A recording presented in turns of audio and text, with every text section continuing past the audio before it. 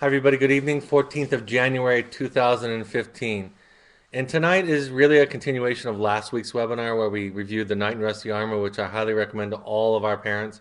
It is the core of the curriculum for our footsteps age children, and it's a very easy read, but you'll find yourself going through it really quickly and getting a lot out of it. It's an easy read, but it has so much rich metaphor. This book was a book just recently published for second nature parents, written by my therapist, J.D. Gill, and it is a companion. It's something she wrote back in 1993. So this is the something that complements it. And if you haven't read The Knight in Rusty Armor, it won't make as much sense. Or if you, at least if you haven't seen the webinar on The Knight in Rusty Armor, it won't make as much sense. So I'm going to set it up a little bit. The knight went on a quest to learn how to take off his armor because he was wearing it so much that it got stuck to him and he couldn't get it off. And finally, Juliet gave him an ultimatum saying, if you don't get off your armor, I'm going to take our son Christopher and I'm going to lead. He loved his wife and he wanted to remove his armor even though he felt very protected by it. So he went on a quest, and that's the book that we reviewed last week. This now is Juliet's side of the story. And one of the things that Dr. Gill does for us in this book is she talks about the idea of metaphor, and she's added that on for your understanding. And the important thing about the reason I love this book so much for parents is that metaphor evokes feelings in us that an explanation doesn't, right? Metaphor can evoke an experience with the sacred, with something that's hard to describe. And so I think this really illustrates what the non-identified patient, sometimes the parent, in this case it's a husband and wife, can go through if they do their work in this process. And so you see as Juliet moves through these four letters that we're going to highlight today and highlight some points about, try to relate it to the parenting journey. Um, as we describe that, or excuse me, share that with you tonight, I think it can maybe teach you something more than if I were to describe it technically and try to just teach the principles. So Dr. Gill illustrates this in the back and compares the knight in rusty armor to Juliet, and really it's the masculine and the feminine in all of us. So it's important not to take literal. The masculine means male and feminine means female. In fact, in order to become completely whole, we have to have some experience with both our masculine and our feminine sides. And in the metaphors that's shared here in these two books, the issue about the part of the self is the masculine side, like I said, and the feminine side. The quest for the masculine is to go toward light and knowledge. And then for the feminine is to go and embrace life. And where do they do it? Of course, the masculine goes out on this external journey, and the feminine goes inside, gets quiet, and learns to listen to themselves better. And the armor that the masculine wears is controlling with force, right? Anger and aggression. And the feminine is controlling with anger and withdrawal. And then the lessons of each of these and these metaphors, and as Dr. Gill diagrams it, is that the lessons for the knight is to find the inner self and to face fears. And then for the feminine is to move beyond conformity and fitting in, and to learn to abandon control, and to learn to abandon all that we try to will into what we want it to be, or shape it into what we want to be. So that gives you some background, and Dr. Gill goes in the end of our book and explains it. So when I talk about the identified patient, there's some principles that I'm going to highlight in the beginning that I think this book, this story illustrates really well. And that is this need that we have to cut the link between accountability, mistakes, and even cause from shame that we feel. So that we can begin to talk about, look, I made a big mistake. I might have even been the cause of this situation. But that's not necessarily attached to a great amount of shame, because that shame is going to close us off to growth. It's going to close us off to actually looking at and acknowledging, and we're going to still want to build defenses around our mistake or our humanness. So as parents, and that's why sometimes I'll make little provocative jokes about being an idiot or making mistakes or being a buffoon myself, or any parent in general. And part of what I'm trying to tease out in that process is we have to learn to laugh at ourselves. We have to learn to know that it's okay and that we can embrace our humanness. Some of the parents at the New York City parent meeting last night even shared this idea that I think about often, which is if I'm vulnerable and I say I'm sorry and I admit to my mistakes and I become accountable with my child, then they'll hold it over me and they'll use it to justify their actions. And it's important to note here that if you're doing the work, doing your own work, holding yourself accountable, being accountable, practicing that kind of vulnerability, it doesn't matter what they do with it. We don't do it to get a reaction. We do it because it's the right thing to do. It's the journey that we need to be on to be more healthy and more whole in this process. So we have to open ourselves up to that. And it actually won't matter because this kind of accountability, this kind of self exploration, self examination, self reflection, it asks nothing of anybody else. It doesn't do it to get a result outside of itself. It does it because it's the healing part of the journey, the healing part of our process. Um, so as parents, the invitation is to become a student, to know that you're still growing, that ideally you'll always be open to growing and evolving in this process, and allowing the old things in you, the old brain, the old way of being, the old way of seeing the world to die. And there's going to be grief and sadness with that and fear with that, but to allow it to happen so that new awarenesses, new perspectives, new skills and tools can be born in us, and then we can experience the transformation that comes from this hero's journey, this quest that we're all on to save our child, to help them find themselves and to be safe and to be happy and healthy. So, a little bit more about this idea of taking yourself too seriously. I borrowed this from last week's webinar. It's in the Knight and Rusty Armor at one point when Marlon was confronting playfully the Knight.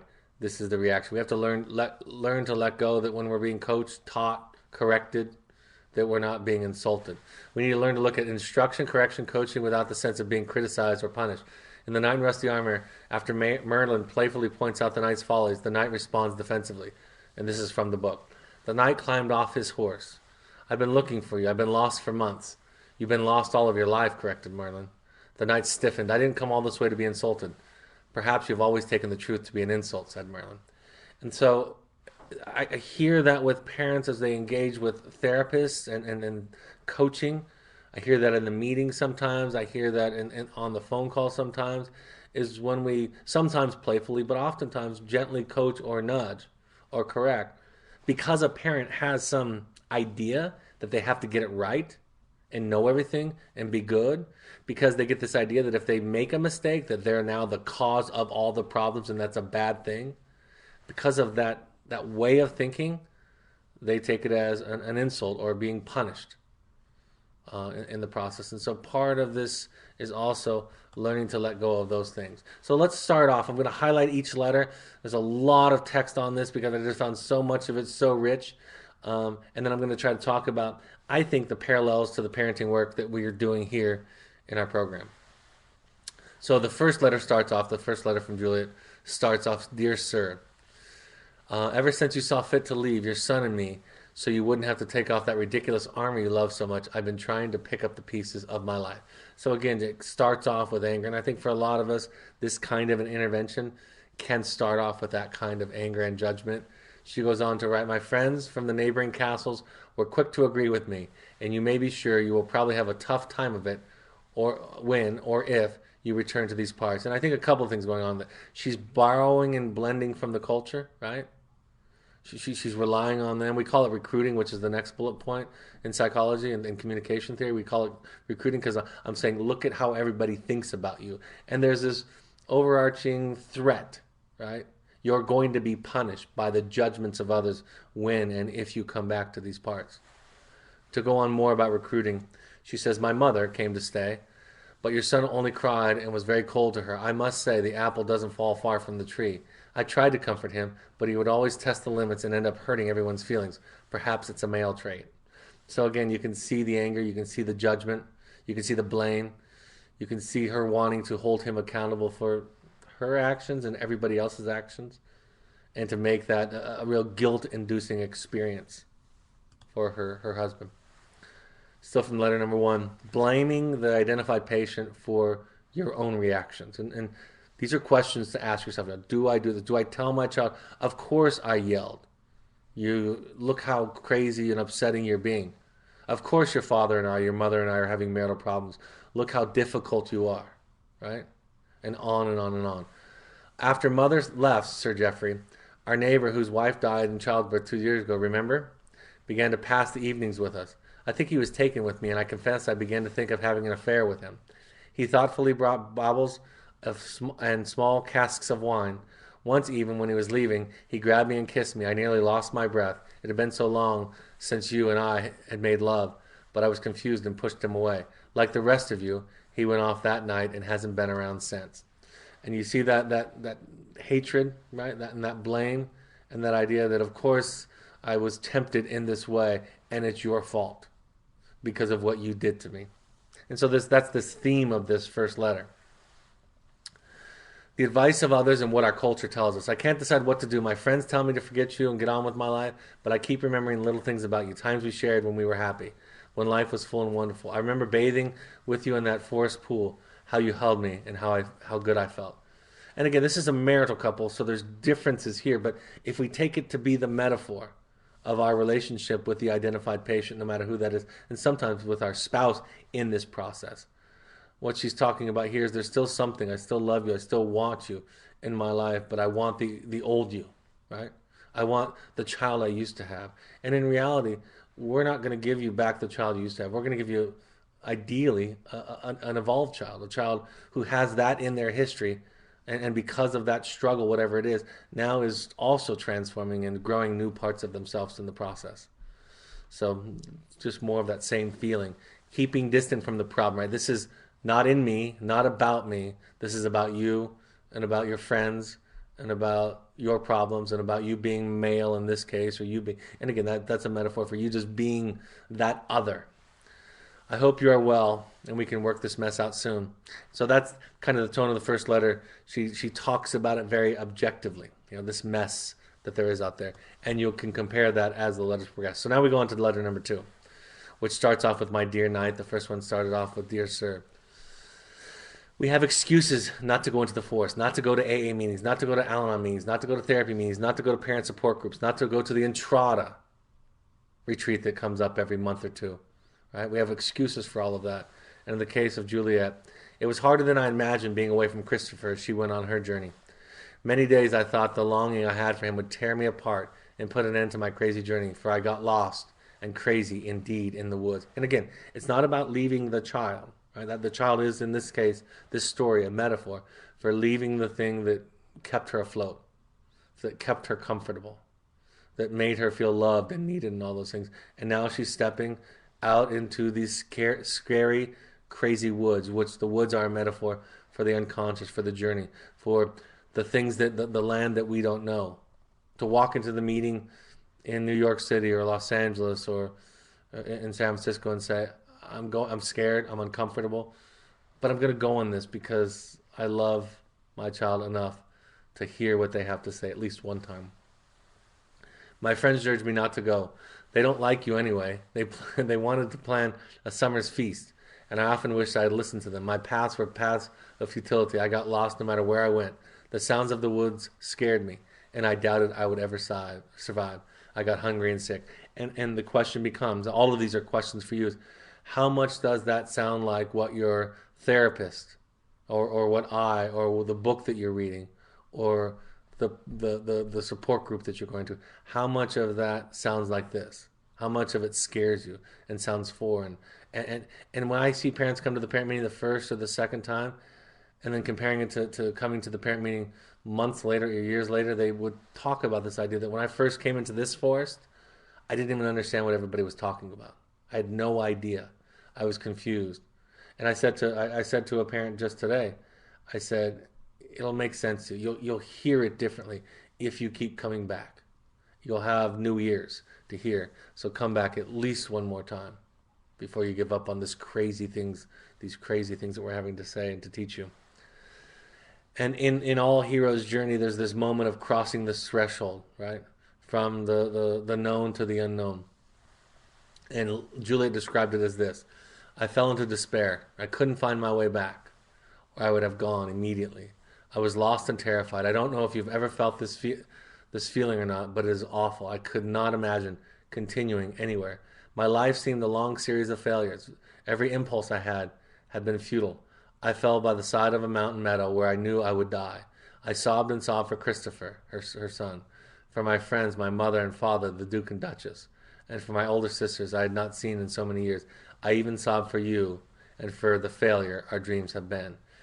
And how many parents can relate to this, right? This sounds like the way a parent is describing oftentimes the early stages of their journey, or sometimes farther along the trail of their journey when there's a setback, right? There's this idea about there's this hopelessness. And our students will talk about it often, and our clients will talk about it often in the sense that they'll say things like, I want to give up. I want to go back. I want to quit. I want to die. I'm going to kill myself if you don't take me home. And of course, we keep them safe and contain them until they can get on the other side of that threshold and begin to make sense of things, and it becomes sweet to them. I think that last line about the dreams that we had, that grief about the loss of the dreams that we had, is something that almost every parent that I talk to describes at one point or another. And then, like in the knight in rusty armor, like in all heroes' journeys, at her weakest, her teacher appears. I fell by the side of a mountain meadow where I knew I would die. I sobbed and sobbed for Christopher, my friends, and my mother and father, the Duke and Duchess. So I'm repeating myself there. And for the older sisters that I had not seen in so many years, I sobbed for you and for the failure our dreams have been. As I was lying there, the strangest things happened. Strangest thing happened. A woman, I am still not certain whether or not she was an apparition, appeared beside me, a strange soft light around her. The light was white and pale blue. Who are you? I asked, amazed. I am Marit, she replied. Take a drink from my cup, and it goes on. I have a lot to tell you, is the message. I am the woman of the woods, she said, and I have come to you in a form that you can comprehend. When I sat down, Marit poured out a glass of crystal water for me and said, You are well aware of the knight's armor. Are you also aware of your own? Her new encounter was confusing and caused her fear. Whatever it was enchanted, and I feared for my life. A dreary death of misery is to be preferred. I thought to some diabolical end at the hands of evil spirits. I decided to run away. Actually, I decided this almost every day I was with Marit. So this process of engaging the teacher, the new curriculum, the parent support, the Al-Anon meeting that you walk into, the therapist that you sign up for, there's something about, and it's hard to, when you're the helper, the professional in this case, there's so much to tell you, and it takes a long time to talk about it because it's really a different way of being in this world, of being in relationship to just about everything that you're in a relationship with. And at first, it's confusing and fearful, right? That's what parents will say. I don't understand what you're saying. And they don't really talk about it scaring them, but it's scary to let go of the old way of thinking and doing things, and to open yourself up to a new way of thinking and doing things. And then this idea that she thought about running away almost every time that she was with Marie is profound. So we go into the woods, we think, to find the other, right? That's what we imagine, that our children are in that scary place. I will go in there to save them. So after much thought, she shares with her husband, I've decided to try to find you. Maybe we can talk. I have to settle this once and for all. I don't know where you are, though I have been told you went back into the woods. I am terribly afraid of those woods, as you know, but I want to find you and see if you really are as impossible and close as I remember, or did I just invent it? So she's beginning to consider her own limitations and perspectives, her own context, and how it might be limiting her, and beginning to be open to that idea. At one point, she was asked to consider her armor by Marit, and she responded with, I sometimes wish I had some, I replied. Oh, you have some, and it's perhaps greater, but at least more dangerous than the knight's. I was a bit insulted by these words, but decided to listen more. And again, that's a lot of times the message that I have for parents, which is consider your armor, and consider it often and chronically, and first and foremost before anybody else's armor that you consider, and begin to consider not from a shameful, guilty, blaming place, but just to consider the way that we hurt our children. I think one of the gifts that I want to give to my children, and I think about it, and I've thought about it for years, and I'm dedicated to it, is to be aware of how much I hurt them. Sometimes what might seem innocuous or really mild, I want to be aware of that, talk about that, think about that, go back to therapy, read books. Participating in these webinars for me does it for me, to begin to be sensitive, to feel the vibrations of everybody around me, and to know ways that I hurt them, and not for the purpose of beating myself up or not holding them accountable, but rather to be open to and allowing them to have an experience of saying, I'm mad at things that you said and did to me. I'm hurt by what you said and did to me. Because that thing, that process, is what's going to open up their life and what's going to help free them of the things that their mother and I have laid on top of them, oftentimes not intentionally or consciously, that have become burdens for them in their life. And want to give them the space to free those things up. So considering your armor is important. I don't know what it is, she goes on to say, Juliet. What is it? My worry? Your anger is your armor, was her reply. My anger? I was astounded. I don't see myself as angry, I stressed. I know, said Marit, and that is part of the problem. You see everyone's armor but your own. Your anger covers up your fear. And again, you may not relate to it very consciously, but the blame that parents have for their children, the anger that they have for their children, look at what you're doing to me. I remember even last night, and I know some of the people from the New York group are on tonight, and they'll remember this, and the person who said it will remember this also. But at one point, and many parents were nodding their head when one of the parents was sharing, I have this anger for my child and the things that she did to me, right? And I'm learning. She was talking about, I'm learning to let go of it. I'm learning what it means to let go of it. And how can I move past it was her share. And several parents in the group nodded their head, right?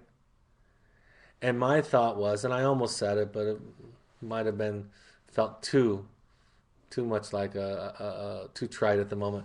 But my thought about how a parent lets go of their anger at their child is really the same way that a child lets go of their anger at you. I had a professional tell me a couple of months ago, I'm so angry still 10, 15 years later at what he put me through. And my response to her at that time was, I'm sure he still has some anger for all the stuff you put him through as an adolescent and young person. And so getting out of that place where thinking it's about owing it to me, and forgiveness has much, if anything, to do with them. It has to do with what us and how we protect ourselves.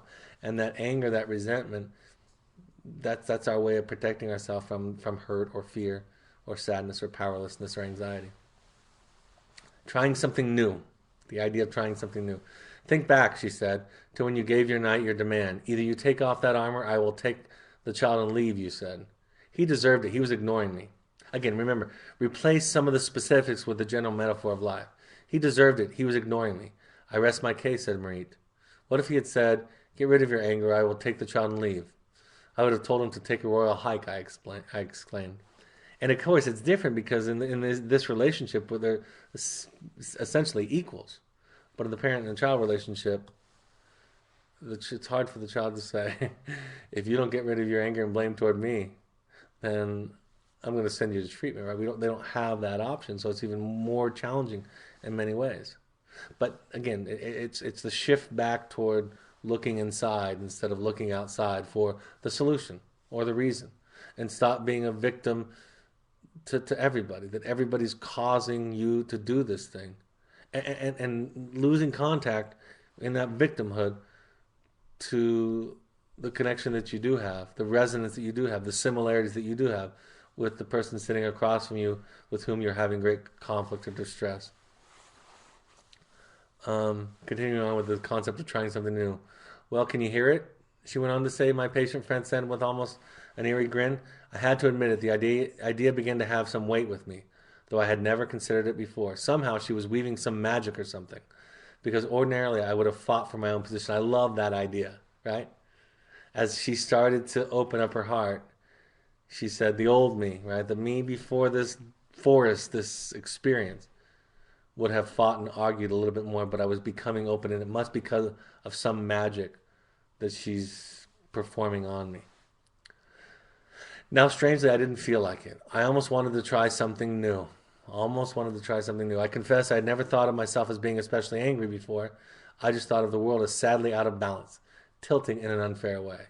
And again, this is another question. Ask yourself, this detour that we're on, that we call a detour, that's just really the path of life, that we're on with our children, and that has our child and their behavior or their diagnosis or their attachment disorder, whatever it is, has robbed me of the life I was supposed to have, right?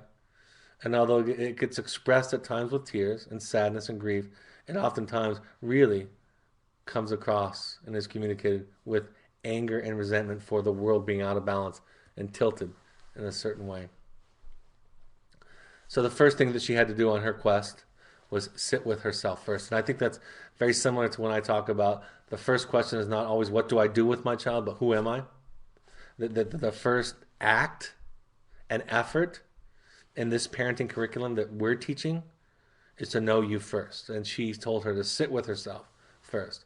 The first step is for you to let go of your crusades, your expectations, your endless trying to make your life work, to get rid of your fear, your successes in the social club, and simply sit with yourself alone so your true life can find a way to contact you. My true life, the one you discover within you, rather the one you construct outside by your own efforts. Just sit with myself, just sit here by this stream. How long will it take until the waters are able to give you a true reflection? So until you can see yourself clearly, right? In this process, that's the first task. More important, in fact, it's the doorway that leads to the hallway that leads to helping your child in this process is finding yourself, and that's what they need most from you. They need you to sit with yourself more than anything else. They need you to know yourself well enough to have that courage, to have that vulnerability, to have that openness, to have that unknowing self that is always growing. They need you to ask these questions. And that relationship is so rewarding and so nurturing and so, in the end, ultimately connecting to your child. And that's what they need from you. And they can't voice it, they can't articulate it. But I'm watching this happen for now almost 20 years between parents and children in the wilderness and seeing that that's what they need most. My old life was closed. This is about a lot of the loss that we go through during any threshold crossing or any transition.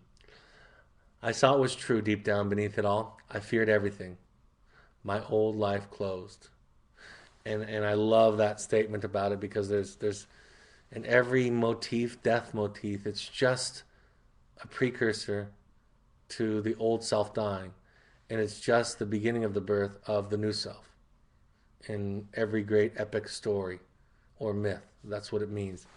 Letter number 3 advances a little bit, of course, with her heart and her affection toward her husband. My dearest knight is how she addresses him. I'm afraid I have lost you because I tried to force you to join that club to agree with it. I hope I haven't crippled our son. My tears are endless. I don't know anything before. I am writing to you through my tears. I have cried so much, I do not know who I am anymore.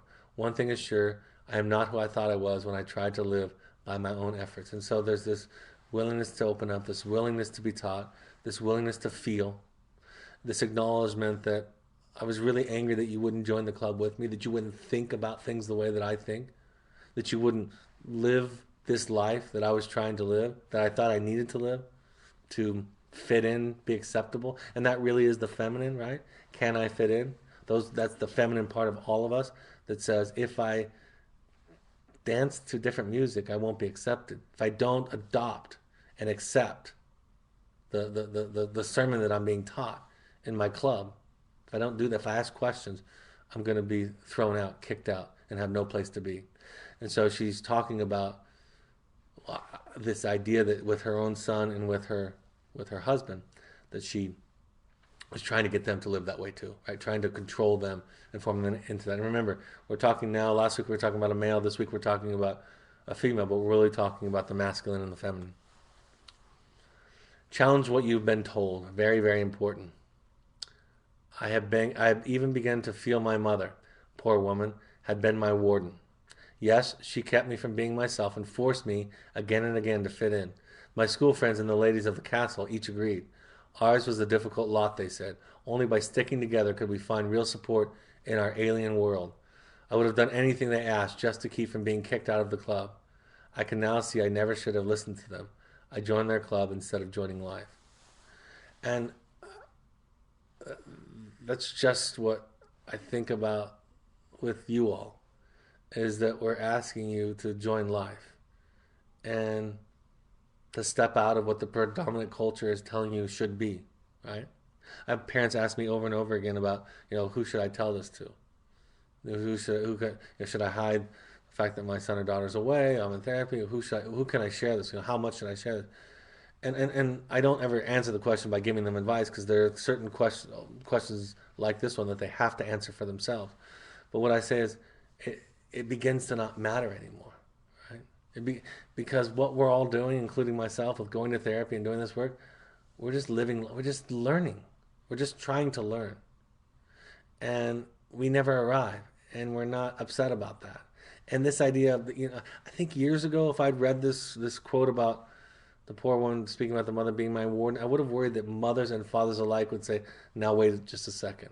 Isn't that blaming of the parents?" She doesn't have anger or hatred. She almost has pity for them. I said last night at the parent meeting, I am more aware now than I was 20 years ago by far of how crazy my parents were. And I'm closer and more loving to my mother specifically than I was 20 years ago when I thought, nah, it wasn't that bad. A little off, but not that bad. And now I'm thinking, oh, that stuff was crazy. And I love you more than I did then. So we begin to pull apart these links that we associate with things like this of record. So when my child comes to me and said, "You scared me," my children have told me that, "You scared me. You're too powerful. You're too loud. You're too big. You take up too much space." My thought is now, thank you. I'm so glad you're figuring it out. I'm so glad you're figuring out my limitations so they don't become your limitations. And we learn to sit with life, with everything that we feel, with everything that we go through, instead of trying to fix it or change it. Suddenly one day I saw life laid out all about me, like the air I was breathing. I realized it was life itself that mattered, simply life itself, Christopher and you. Nothing needs me to rearrange it, shape it up to my own advantage, triumph over it. So this idea of it's not broken when I'm hurting. It's not broken when we're going through something hard or painful or confusing. None of that is broken. I start to think and just embrace and drink up and breathe up everything. Become much more mindful, much more present in the now. I stop asking questions like, when is it going to be over? Or when are we going to get there? Because those questions don't make any sense anymore. Because I'm already there. Because there is no there. It's the same thing that we teach the children in the program. There's no there to get to. There's no other side of this. It's just now. And it's everything that you feel and think. And when we, I, you, they, can live that way, everything opens up to us. And we feel everything. And the pain becomes sweet because the pain is connected to the love and to our heart and to those that we care about and are connected to. I love that line. Nothing needs me to rearrange it. And we learn to surrender to life. What was that my great error? Had I been forever lost in trying to arrange my life, my way, to make it turn out the way I wanted so my own dreams would come true? So I had not seen life and had more important things to do than pay attention to my dreams? And weren't my dreams my attempt to be something or somewhere I was not, rather than accepting what or where I was? Then I realized that this has happened between us. I saw your armor was in the way, but I did not see my expectations were in the way just the same. Ask that of yourself, right? I thought about this when I was writing this. This idea that think about what your expectations do to your present life and to your relationship with your child or the identified patient, right? It should have been this way. And isn't that thought that it should have been this way robbing you of the present moment? Isn't that thought really not surrendering? Isn't that thought anger? Isn't that thought also heaping some fairly large burden on top of your child? Because they're just struggling and don't know how to do it. It looks like it's all very conscious and intentional, but they're lost. And then we're angry that they're lost, and we're angry that they've robbed us, and we're angry for their addiction and for their depression and for their autism spectrum issues, for their attachment issues. We're angry at all of that because it's taking us away. Leaving our old self behind. That night I had a dream, she said. I was summoned to the great hall of women. There I was led before the large group of my women, all of whom began shrieking at me for my betrayal of them. They accuse me of abandoning my pledge to keep them first. The unthinkable began to occur to me. I would leave them. I sobbed in an uncontrollable attempt to cleanse my whole life. And again, this Hall of Women, this metaphor about betraying these people is about betraying oneself. And there is a certain kind of um, betrayal that we have to practice to find ourselves. We have to fight the messages that we've been taught. We have to fight our parents. We have to fight our culture. And we have to say, I'm not going to live that way. And it's going to feel like betrayal and distance. And it really, again, is the embracing of our lives and ourselves.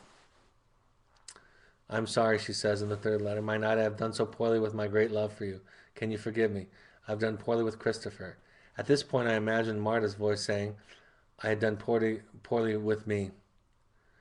And this is the last bullet point. In fact, it brings me to tears nearly listening to those words. This is the kind of accountability that asks nothing of the other and needs nothing in return.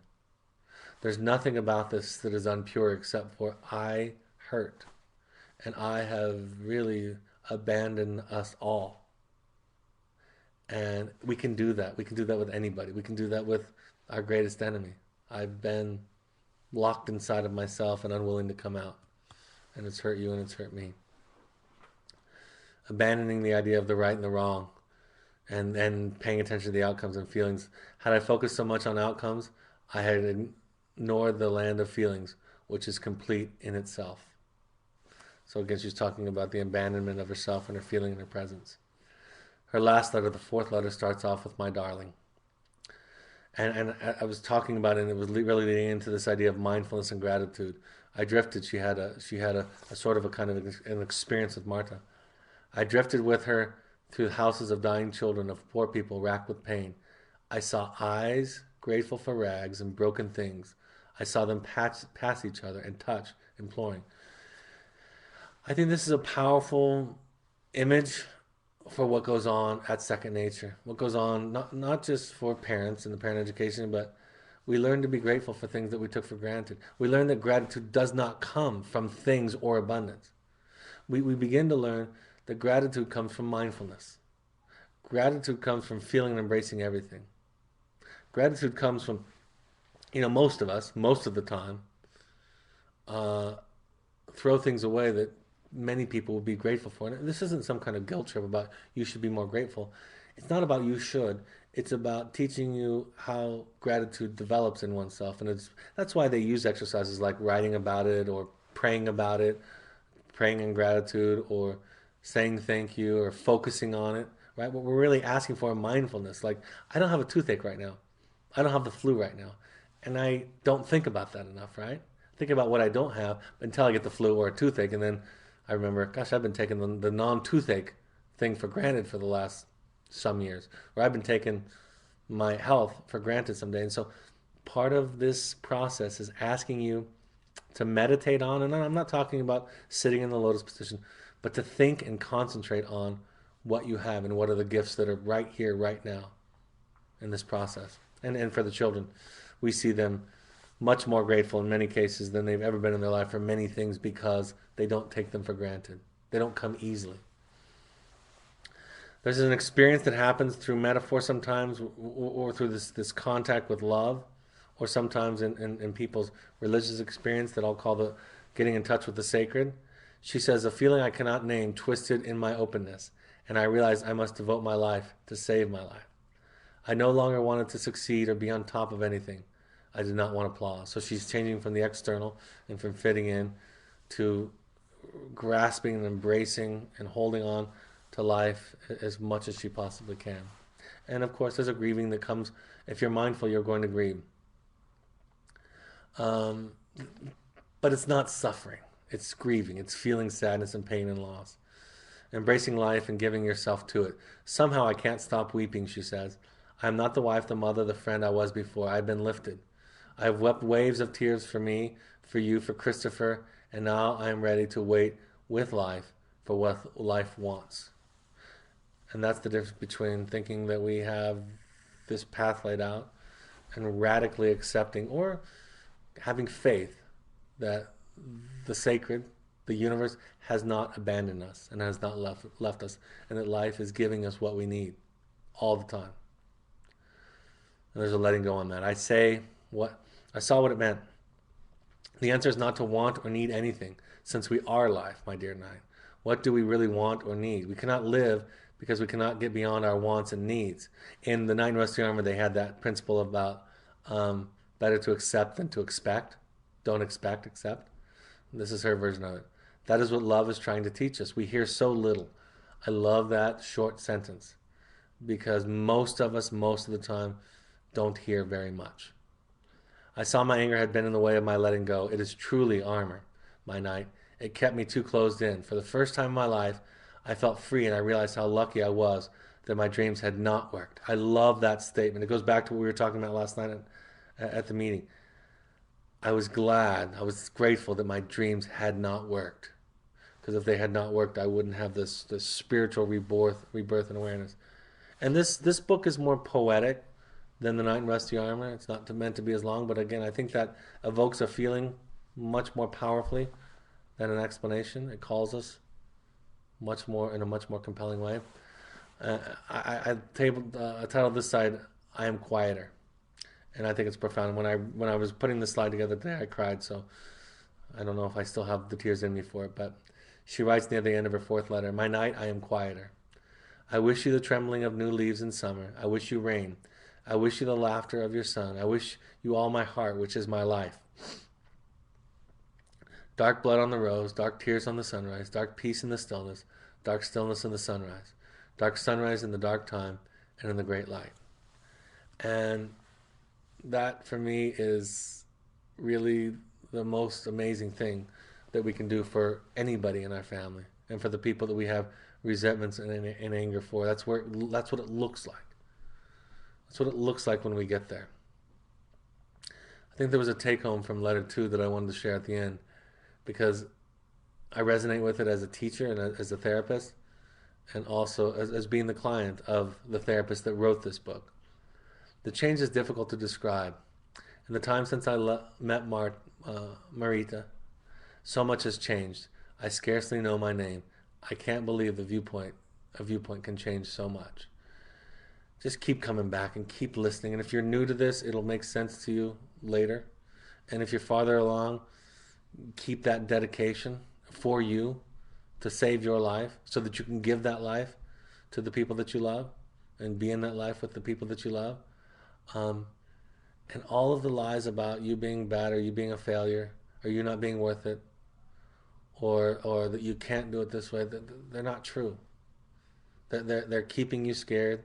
They're keeping you away from letting go. And this way of being, and I've experienced it on both ends. I've experienced it on the end of being the one that was loved in this way. For a time, my wife used to write me letters and she would sign them Juliet. Because my armor is a little bit more, I think at times, it definitely takes up a little bit more space in our family and in our house and in our marriage. And my wife, after reading this book herself, went to this place and loved me the way that Juliet describes loving her husband here. And it's perhaps the greatest gift I've ever known in my life. It's grace. And when one encounters grace, one's shame cannot survive. It can't survive in the face and the context of grace. I don't have a take-home slide because that was the take-home, so I don't know if there are any questions, and it's some of them would be hard to answer. But I hope I hope you look at these two webinars as an invitation to read these two books, if you haven't, and to share them, and to listen to them with your heart instead of your head. Practice understanding what the transformation looks like, so that in the moments that you feel it, you'll recognize it. And then it's almost impossible to describe unless you know it. And then when you know it, everything makes sense and everything is clear. So these are some places where you can these are some forests that you can walk into and begin to do what Juliet did or what the Knight did in his book, and these are wonderful places to do it. Um, Here's some other forests that you can walk into. I would highly recommend. We want all parents to be able to go to the Second Nature Entrada Parent Support Group, hosted by Dr. Paul Goddard. Parents and one parent at the meeting last night raved about it. Except for the price of flying there, it's relatively inexpensive. Um, and then you can register there by emailing gail at snwp.com. We have the Marin County, the Los Angeles, and the Orange County parent meeting coming up. We hope to see anybody that can come to those. Respond or ask some more questions at psg at drbradreedy.com. If you're coming to the Los Angeles and Orange County one, Jennifer Graham, who used to run these for us, is now back helping us with these, and she's going to be facilitating with me this month at the Los Angeles and Orange County Parent Support Group, and I'll be at all three of those on the left side of the page. Stay connected to us through social media also, so you can get updates and announcements without having to go to our website if you use Twitter or Facebook. The next webinar, it's going to be a little bit different time. It's going to be Sunday the 18th, this Sunday on the 18th. I'm going to be out of town at all of those parent support groups that you just saw, and I have to leave Monday night. So we're going to do an afternoon. We used to do these years ago on Saturday and Sunday. We're going to do an afternoon a webinar. It's going to be an open forum, question and answer. You can send in questions in advance or suggestions or requests to webinar at drbradreedy.com, and then we'll answer any live questions that come up. So I haven't seen any questions, and I'm happy to close right now. If there are any questions, I can take a couple of questions, Stephanie.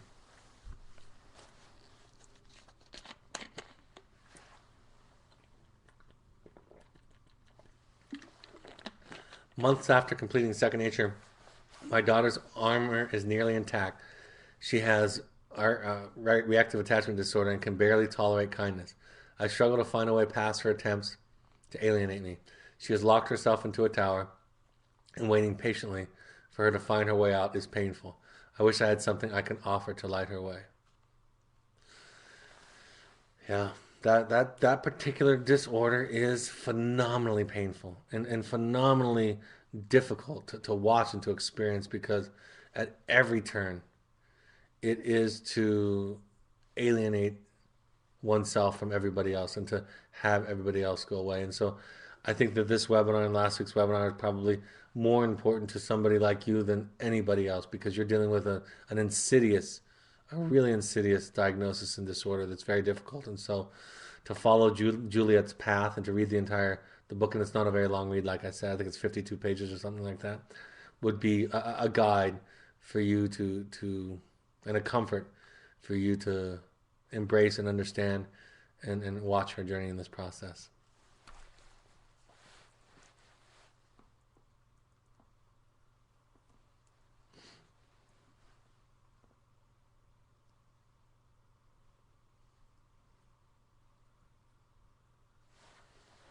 That's it. Okay. All right, folks. Thank you for joining us tonight. Hope you get a chance to read the books. Have a great couple of days. I'll actually be back on the air on Sunday, the 18th at 2 p.m. Mountain Time. Take care, and hope this was helpful. Bye-bye.